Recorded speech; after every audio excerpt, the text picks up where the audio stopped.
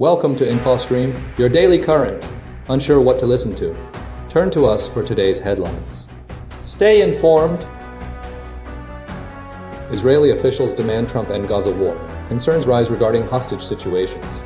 Yemen boat capsize claims over 60 lives. Migrant crisis intensifies globally. Kremlin reacts to Trump's nuclear submarine orders. China's new London embassy faces planning disputes. Chinese universities suppress free speech. 9 kidnapped from Haitian orphanage. Violence escalates in Kenscoff. Irish missionary abducted during attack. Child victim also taken hostage. BBC Verify provides live updates. Kenya exposes child sex trade exploitation. BBC Africa Eye investigation reveals abuse. Chilean mine rescue continues with tragic losses. Korean atomic bomb survivors face ongoing suffering. Prato's fashion industry under Mafia attack. Ecuador's drug trafficking exposed by CNN. Pro-Palestinian march highlights global outrage. Singapore's corruption scandal revealed. Israeli officials urge Trump to end Gaza war amid hostage concerns. A growing number of retired Israeli security officials, including former heads of intelligence agencies, have appealed to U.S. President Donald Trump to pressure Prime Minister Benjamin Netanyahu to end the war in Gaza and secure the release of approximately 49 hostages, still held by Hamas and Islamic Jihad. These officials argue Hamas no longer poses a strategic threat to Israel. The appeal comes amidst stalled ceasefire talks and Netanyahu's push for expanded military operations. The ongoing conflict, triggered by Hamas's October 2023 attack, has resulted in over 60,000 Palestinian deaths, according to the Hamas-run health ministry, while Israel reports a lower casualty figure. The situation in Gaza is marked by severe deprivation, with the UN warning of a potential famine, and reports of Palestinians dying from starvation or malnutrition. Recent videos released by Hamas showing emaciated Israeli hostages, Ram Braslavsky and Eviatar David, have heightened international concern and spurred calls for immediate action. Families of the hostages have expressed profound shock and urged for their swift return. Netanyahu has stated his commitment to securing the hostages' release and has requested the International Committee of the Red Cross to provide food and medical care. Hamas has indicated its willingness to allow Red Cross access to the hostages in exchange for permanent humanitarian access to Gaza, where aid distribution is heavily restricted. The Red Cross, facing criticism for its role in the conflict, is seeking access to assess the hostages' conditions and facilitate contact with their families. The conflict has drawn international condemnation, with protests occurring across Israel and globally. The situation is further complicated by the ongoing humanitarian crisis in Gaza, where aid delivery remains a significant challenge. Numerous Palestinian civilians have been killed, primarily during attempts to access aid distribution points. Efforts to broker a ceasefire mediated by Qatar, Egypt, and the United States have been unsuccessful. Hundreds of retired Israeli security officials, including former Mossad, Shin Bet, and IDF leaders, are urging a negotiated solution, arguing that continued military action endangers the lives of the remaining hostages. They believe a deal is the only viable path to secure their release, emphasizing that the situation has evolved beyond a purely defensive war. The conflict continues to impact Israeli public opinion, with growing calls for a resolution to the hostage crisis and the broader war. Yemen boat capsize claims over 60 lives, highlighting migrant crisis. A devastating incident involving a migrant boat off the coast of Yemen has resulted in the confirmed deaths of over 60 individuals, with dozens more missing, underscoring the perilous conditions faced by migrants seeking refuge and opportunity. Both the BBC and CNN have reported on the tragic event, detailing the circumstances and emphasizing the ongoing humanitarian crisis. The initial incident, detailed by the BBC, involved a vessel carrying approximately 157 migrants, primarily Ethiopian nationals, which capsized in the Gulf of Aden off the southern province of Abyei on Sunday. 12 individuals were rescued, while the bodies of 54 migrants were discovered washed ashore in Khanfar, and 14 were found in a Zanzibar morgue. The IOM, headed by Abdusader Asoev, highlighted the dangerous route frequently utilized by smugglers transporting migrants from East Africa and the Horn of Africa towards Saudi Arabia. CNN corroborated the BBC's report, confirming the loss of life and the ongoing search and rescue operation. The vessel, carrying 154 Ethiopian migrants, sank in the Gulf of Aden, with similar findings of bodies washed ashore in Khanfar and Zanzibar. The IOM emphasized the scale of the crisis, noting that over 60,000 migrants arrived in Yemen in 2024, a decrease from 2023 due to increased patrols. Both reports highlighted the broader context of the migrant crisis, emphasizing Yemen's role as a major transit route and the devastating consequences of shipwrecks. Over 400 deaths and missing people have been recorded along this route in the past decade, with 400 attributed to drowning. The ongoing civil war in Yemen, controlled by the Houthi group, further complicates the situation, while the IOM advocates for strengthened legal pathways for migrants to mitigate the risks associated with dangerous smuggling operations. The incident joins a string of previous shipwrecks, including one in March that resulted in multiple deaths and missing persons off the coasts of Yemen and Djibouti, reinforcing the urgent need for international action to protect vulnerable migrants. Kremlin responds to Trump's nuclear sub-deployment orders. The Kremlin has reacted cautiously to Donald Trump's order to position 2 nuclear submarines near Russia, dismissing it as a minor matter and emphasizing the need for careful consideration of nuclear rhetoric. Kremlin spokesperson Dmitry Peskov stated that the submarines were already engaged in combat duty and that the move shouldn't be interpreted as an escalation. He stressed the complexity of the discussions surrounding sensitive issues and urged caution.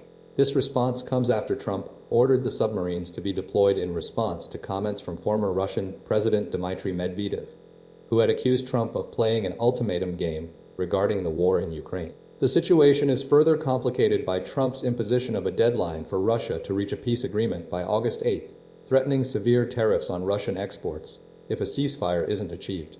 Despite this, Washington and Moscow maintain communication channels, with U.S. envoy Steve Witkoff scheduled to visit Russia this week. Peskov clarified that Russian foreign policy is ultimately dictated solely by President Putin, acknowledging differing viewpoints among leadership members within the country. Medvedev has not responded to Trump's actions and has been inactive on social media since the initial provocative statement. Recent months have seen a period of improved relations between the U.S. and Russia following Trump's inauguration, although concerns remain regarding Putin's commitment to ending the conflict that began with Russia's full-scale invasion of Ukraine in February 2022. The U.S. continues to exert pressure on Russia through diplomatic channels and economic sanctions, while seeking a resolution to the ongoing crisis. The upcoming visit by Witkoff represents a potential avenue for further dialogue amidst the tense geopolitical landscape.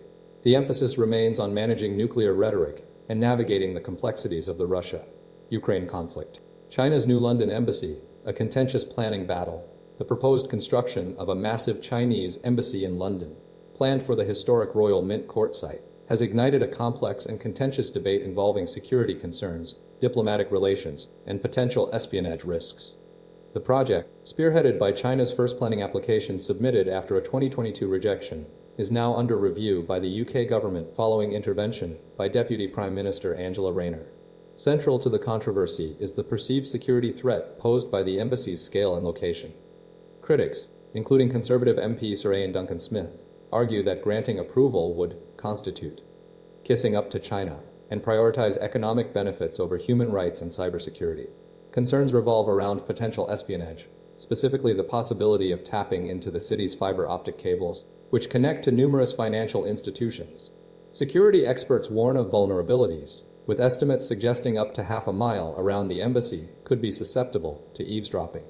The project's location, adjacent to the Tower of London and the City of London's financial district, further intensifies anxieties. Carmen Lo, a Hong Kong pro-democracy activist who fled to London, is a key voice in opposition, fearing harassment and potential detention if she were to approach the embassy. She highlights the risks faced by activists and the potential for Chinese security personnel to monitor Chinese students, business people, and individuals with influence within the UK. Despite these concerns, the Chinese government insists the embassy is intended to promote understanding and friendship, and is crucial for conducting business and addressing global challenges. They argue that rejecting the project would hinder trade and cooperation. However, the government's decision-making process is complicated by the need to maintain a complex relationship with China, balancing economic interests with security considerations. The planning application's re-submission, following a Labour government takeover, has further escalated the debate. The decision rests with the Secretary of State, making the process inherently political. Experts suggest that the embassy's approval or rejection will significantly impact the UK-China dynamic, potentially influencing trade, security, and diplomatic relations for years to come. The core issue remains how to navigate a relationship with a global power while safeguarding national security interests. Chinese universities face pressure to suppress free speech. A recent report by the UK-China Transparency UKCT think tank has revealed concerning allegations of Chinese government pressure on university students and academics within the UK, specifically targeting those studying at Chinese universities. The report highlights instances where Chinese officials are instructing students to spy on their classmates, primarily to silence discussions surrounding sensitive topics deemed unfavorable to the Chinese government. These topics span a broad range, including issues like alleged human rights abuses in Xinjiang, the COVID-19 pandemic, and the rise of Chinese technology companies. The allegations have sparked significant concern, particularly given the new legislation enacted last week, which mandates universities to actively promote academic freedom and free speech, even within existing international agreements. The Office for Students (OFSA) is tasked with enforcing this legislation and possesses the power to levy fines of up to 585,000 if universities fail to uphold these freedoms. Several universities are reportedly reluctant to address the issue due to their reliance on Chinese student fees, creating a potential conflict between financial interests and academic integrity. The office expects universities to demonstrate an appropriate level of curiosity regarding any arrangements that could compromise free speech. Furthermore, some Chinese academics have faced difficulties obtaining visas and have reported harassment or threats against family members due to their research activities in the UK. Concerns are also raised about intimidation from visiting scholars and staff at Confucius Institutes, partnership organizations funded by the Chinese government and often criticized for their potential ties to the Chinese Communist Party. Universities UK, representing 141 institutions, has stated they take threats to academic freedom seriously and work closely with the government to prevent such incidents. Skills Minister Jacqui Smith emphasized that any attempt to intimidate or harass individuals in the UK will not be tolerated, and academic freedom is non-negotiable within the country's leading universities. The OSA's strengthened powers, including a new complaint system, aim to provide greater protection for staff and students, ensuring universities actively safeguard free speech and address any form of harassment. The situation underscores a critical challenge for UK higher education, balancing international collaboration with the protection of fundamental freedoms. BBC Verify Live key investigations and updates. BBC Verify Live concluded its broadcast for the day, focusing on several significant investigations and developments across multiple areas. A primary focus was the case of a Russian TikTok blogger who faced a fine for posting a video depicting herself and two companions rapping in front of a burning fuel depot located in Sochi. This case highlights ongoing scrutiny of online content and potential legal ramifications within Russia. The team also investigated claims regarding disproportionately high rates of sex crimes in London, acknowledging that such statistics may be discussed in broader media reports. This investigation aimed to assess the validity of these claims and explore potential contributing factors. Furthermore, the broadcast addressed the UK government's commitment to eliminate the use of hotels as temporary housing for asylum seekers by 2029. The Verify team was actively seeking corroborating evidence to support Ukrainian assertions regarding a successful drone strike targeting a Russian-occupied air base in Crimea, specifically investigating potential damage to fighter aircraft. This investigation reflects the ongoing conflict and the importance of verifying military claims. The team's work also included monitoring the situation surrounding the housing of asylum seekers in the UK, seeking to assess the government's progress towards its stated goal. Throughout the broadcast, BBC Verify Live emphasized its commitment to rigorous fact-checking and providing viewers with reliable information. Viewers were encouraged to explore the BBC Verify section of the BBC News website for a deeper dive into these investigations and access additional analysis and video content. The team's dedication to impartial reporting and evidence-based analysis remained central to the broadcast's purpose. 9 people, including an Irish missionary and a 3-year-old child, were kidnapped from the privately run Sainte-Hélène orphanage in Kenscoff, Haiti, on Sunday, marking the latest escalation of violence in the country. The attack, occurring around 15:30 local time, 07:30 GMT, involved the perpetrators breaching a wall to gain access to the orphanage, where 7 employees and the child were taken. Gena Heraty, the facility's director, born in Liscarney, County Mayo, and a recipient of numerous humanitarian awards, was among those abducted. Heraty has resided in Haiti since 1993 and previously stated her commitment to remaining in the country due to the children she serves. 2. The incident highlights the ongoing crisis in Haiti, particularly the pervasive influence of criminal gangs. Kenscoff, a district on the southern outskirts of Port-au-Prince, has been repeatedly targeted with incursions and raids. These gangs currently control a significant portion of the capital and surrounding areas. Authorities believe gang members are responsible for the kidnapping. No ransom demands have been made at this time. Ireland's Foreign Affairs Department is providing consular assistance to Ms. Heraty. The situation mirrors a broader trend of violence and kidnapping across Haiti, including the recent abduction of 6 UNHCR employees in July, which resulted in 3 weeks of captivity for 5 individuals. Armed groups control approximately 85% of Port-au-Prince, as reported by the UN. Despite efforts by Haitian police, Kenyan police allies, and foreign contractors utilizing weaponized drones, the gangs have remained entrenched. The kidnapping underscores the fragility of security and the urgent need for a sustained solution to the escalating violence and instability plaguing Haiti. The case is being treated with serious concern and is receiving international attention. Kenya's child sex trade exposed. BBC Africa Eye investigation reveals exploitation in Mayo. A recent BBC Africa Eye investigation has exposed a widespread network of child sex trafficking operating primarily in Mayo, Kenya, a transport hub near Nairobi. The investigation, spearheaded by undercover BBC reporters, revealed that girls as young as 13 are being trafficked and forced into prostitution by individuals known as madams. These women exploit the town's role as a transit point for goods and people traveling to neighboring countries like Uganda, Rwanda, South Sudan, and the Democratic Republic of Congo. The investigation focused on 2 key figures, Nyambura and Cheptu, both of whom facilitated the exploitation of underage girls.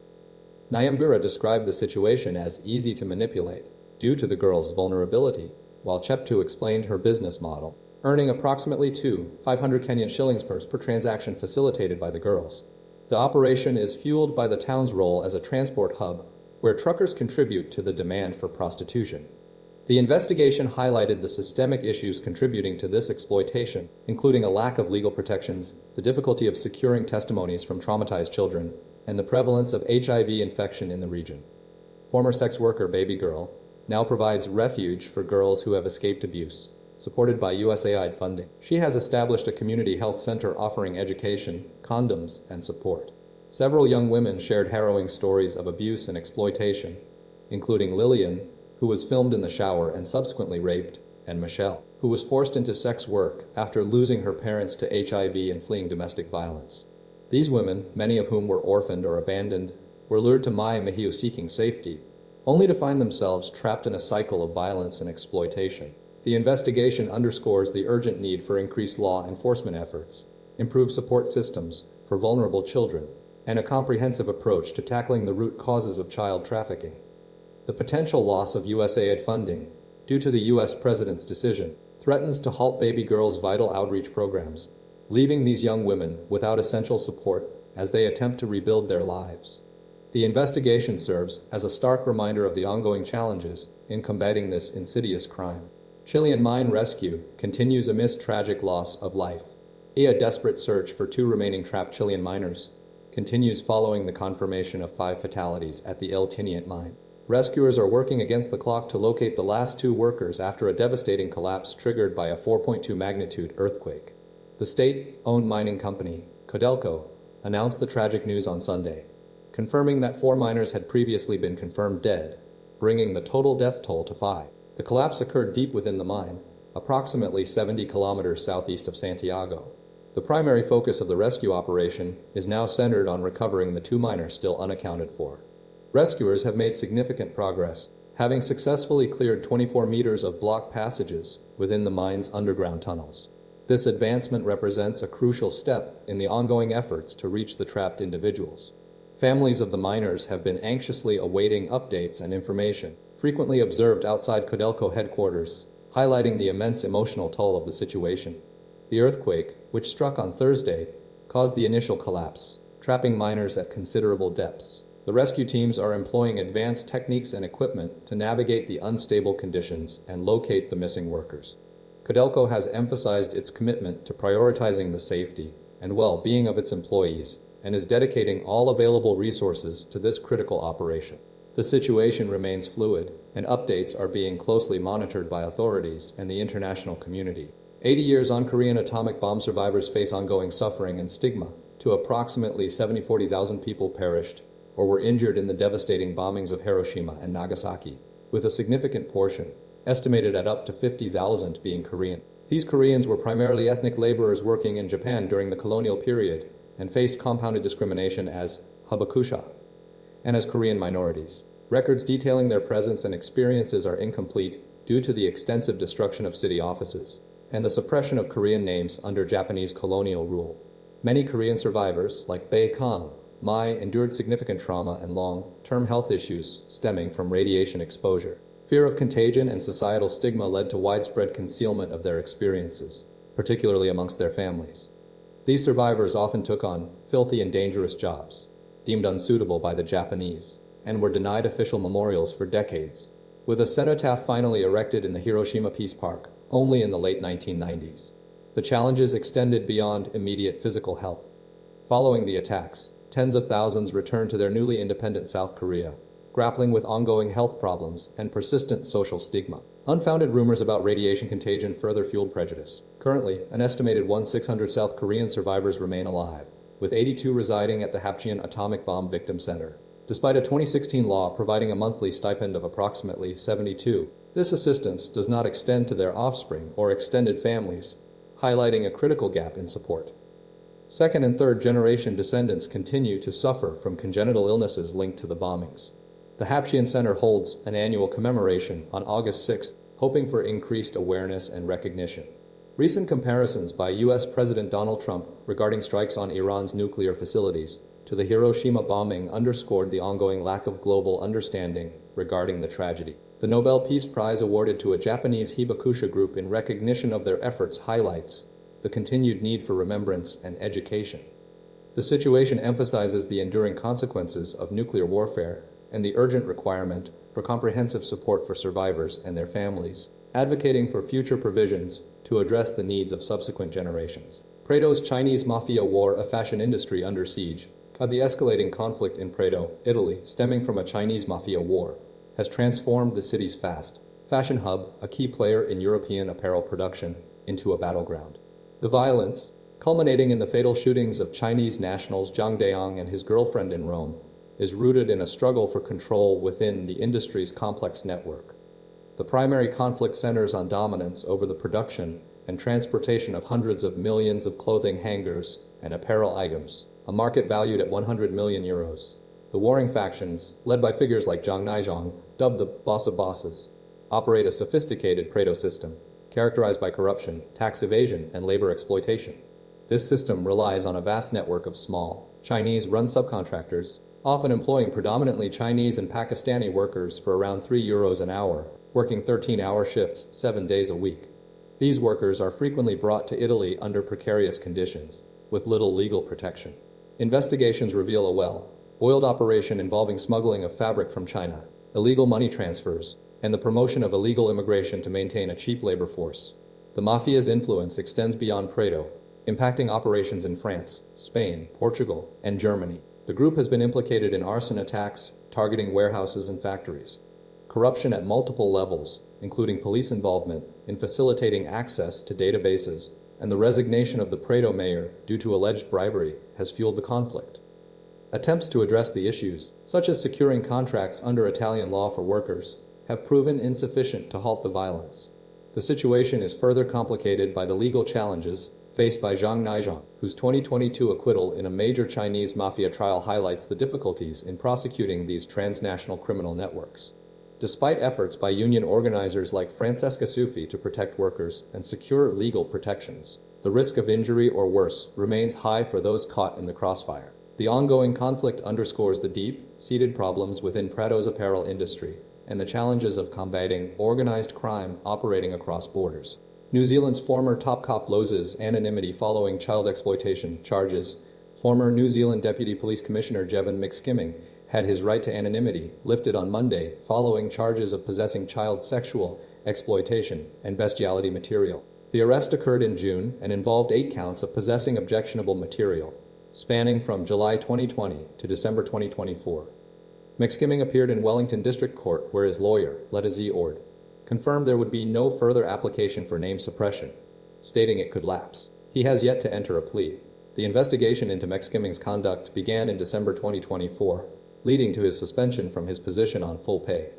Details surrounding the specific allegations remain undisclosed due to court orders. Following this suspension, McSkimming took 6 months of leave before ultimately resigning in May. The court remanded McSkimming on bail, with a scheduled appearance in November to address the charges. The case has significant implications for New Zealand's law enforcement and raises serious concerns regarding conduct within the police force. The suppression order previously prevented media reporting on McSkimming's name and case details. The decision to lift the suppression order allows for greater public awareness of the charges and the ongoing legal proceedings. The case is currently under investigation and is expected to continue through the November court appearance. The legal team will likely address the evidence and arguments surrounding the charges. The public awaits further developments in this sensitive and complex case. The court's decision marks a crucial step in the process of bringing these allegations to light. CNN's Ecuador, the narco superhighway, a deep dive into drug trafficking to CNN's The Whole Story with Anderson Cooper, is premiering a new, immersive documentary series, Ecuador, the narco superhighway, focusing on the escalating drug trafficking crisis in Ecuador. The episode, set to air Sunday, August 10th at 9 p.m. EPT on CNN, offers a raw and unflinching look at the country's transformation into a central hub for cocaine smuggling. Since 2018, Ecuador has experienced a staggering 580% surge in homicide rates, placing it as the deadliest country in Latin America in 2025. The documentary, spearheaded by CN senior national correspondent David Culver, delves into the intricate network controlled by powerful gangs who are vying for control of a global cocaine trade worth tens of billions of dollars annually. Culver spent over 2 weeks investigating the situation, documenting the violence firsthand in locations including fishing villages, border towns, major cities, ports, and even the Galapagos Islands.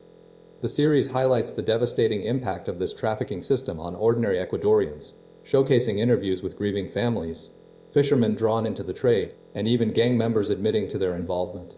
Culver's investigation examines the complex interplay of power, poverty, and global demand fueling this crisis. He accompanies Ecuador's Navy as they train to combat drug runners along the Pacific coast and speaks with a high-ranking gang commander reflecting on the consequences of his operations. The Whole Story is a flagship CNN original series, known for its character-driven storytelling and investigative deep dives. This particular episode builds upon the network's established reputation for premium, long-form documentaries, including critically acclaimed titles like Anthony Bourdain Parts Unknown and RBG. The series is distributed across CNN, the CN Original Hub on Max Discovery Plus, the CN Originals Fast Channel, and via CNN.com, CNN apps, and cable operator platforms. Warner Bros. Discovery, the parent company, oversees the production and distribution of this content, alongside its extensive portfolio of iconic brands and channels. Press contacts for The Whole Story are Sophie Tran and Mariana Pinango. Sydney Harbor Bridge Pro-Palestinian March highlights global outrage. Tens of thousands of people participated in a planned pro-Palestinian march across the Sydney Harbor Bridge on Sunday, marking a significant display of international solidarity and condemnation of the ongoing conflict in Gaza. The March for Humanity proceeded despite heavy rain and was notable for the presence of high-profile figures including WikiLeaks founder Julian Assange, federal MP Ed Husic, and former NSW Premier Bob Carr. The bridge, last utilized for a public assembly in 2023 during World Pride, served as the backdrop for chants of "Shame, shame Israel," "Shame, shame USA," and demands for an immediate ceasefire. The demonstration attracted families, many with young children, reflecting the widespread concern regarding the humanitarian crisis in Gaza and comparisons to the plight of children there. Participants expressed frustration with the Australian government's perceived lack of sanctions against Israel and advocated for increased aid efforts. A text message from NSW police requesting the marchers to halt and return towards the city after 2 hours prompted a controlled cessation of the northward procession. Authorities, including NSW Premier Chris Minns, had initially rejected the protest application citing insufficient time for traffic management and safety concerns. The Premier stated that the government would not support a protest of this scale and nature. On the bridge, fearing potential chaos, Transport for NSW advised motorists to avoid the city, anticipating major disruptions to road and public transport networks. The Palestine Action Group initiated the march, framing it as a response to the atrocity in Gaza. Despite the challenges and initial rejection, the event demonstrated a powerful and determined expression of global outrage and support for Palestinians. Police estimates of attendance remain unconfirmed, but the scale of the demonstration underscored the depth of feelings surrounding the conflict. Singapore Ong Beng Seng admits to aiding Iswaran's cover. Up to Singaporean billionaire hotelier Ong Beng Seng has admitted to a charge related to a significant corruption scandal, acknowledging his role in assisting former Transport Minister Subramaniam Iswaran in concealing evidence during an investigation. The admission centers on the allegation of abetting the obstruction of justice. Ong's actions involved providing Iswaran with lavish gifts, including an expensive, all expenses, paid trip complete with a private jet charter, while they were conducting official business. Singaporean regulations strictly govern ministerial gifts, requiring disclosure and payment of market value to the government. The initial charges against Ong carried a potential sentence of up to 2 years imprisonment for abetting a public servant, and a maximum of 7 years for abetting obstruction of justice. However, following discussions between prosecutors and Ong's legal team, a decision was made to impose a fine instead of a jail term, reflecting judicial mercy. Due to Wong's deteriorating health, specifically his rare bone marrow cancer, the court has previously granted him permission for international travel for medical treatment and business purposes. Prosecutors emphasized that while Wong played a crucial role in Iswaran's efforts to conceal evidence, his culpability was considerably less than Iswaran's, who held the position of a sit-in minister. Wong's defense team argued that he merely followed a plan devised by Iswaran. The case represents a rare corruption scandal within Singapore's political landscape and highlights the country's stringent regulations regarding ministerial gifts and the pursuit of justice. The sentencing is scheduled for August 15th.